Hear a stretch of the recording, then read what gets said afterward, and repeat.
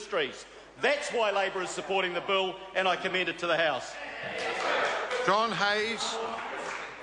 The people of New Zealand need to understand that any person on this side of the House promotes this policy of interfering in the Reserve Bank process. We are going to send this country back to where Mr Peters and Mr Muldoon had it, straight up against a wall, broke, kaput. And to listen to Mr Goff say about the state of the economy that he left this country in 5 years ago, can I just remind him, at that time, the current account deficit was almost 9% of GDP. Today, it's 4.3%. Net external debt had blown out to 84% of GDP. Net external debt now is 71%. Inflation was running at 5.1% under Mr Goff and Ms Clark. Now it's down to 1.4%. Food prices had gone up 11% in Labor's last year of 2008. Food prices have only gone up 1.2% in the past year. The economy has been going backward for 4 quarters when we came to take power in this country. In the last year, it's grown 2.5%, and as the Reserve Bank Governor said this morning, likely to go at 3% for the next year. Mr Speaker, I'd like to remind members across the House that in 2000, when they were all in this Parliament, Professor Lars Svensson who did a review of our monetary policy, and he concluded that monetary policy in New Zealand, and I quote, is currently entirely consistent with the best international practice of flexible inflation targeting, with a medium-term inflation target that avoids unnecessary variability in output, interest rates and the exchange rate. I know you won't understand what that means, Order. But I can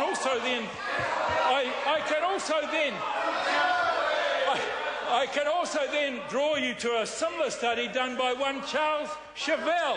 Some of you in the Labor Party across the House might remember who Mr Charles Chauvel was. He undertook a review when he was chair of the FEC under his chairmanship, and his review endorsed the current system.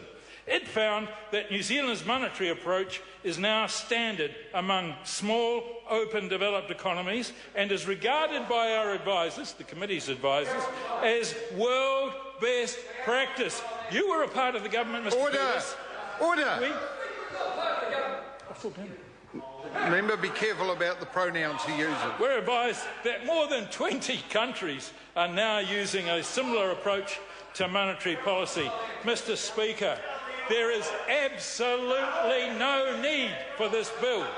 While Labor and the Greens and New Zealand First keep trying to talk our economy down and promote more taxes and spending, this government is getting on with the job of responsibly managing the country's finances and helping build a more competitive and productive economy, Mr. Speaker. And we're seeing results, as I've outlined.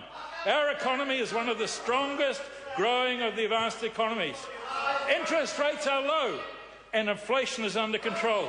New jobs are being created and our public finances are improving, with a deficit halved for the second year in a row and a surplus now within reach next year, 2014.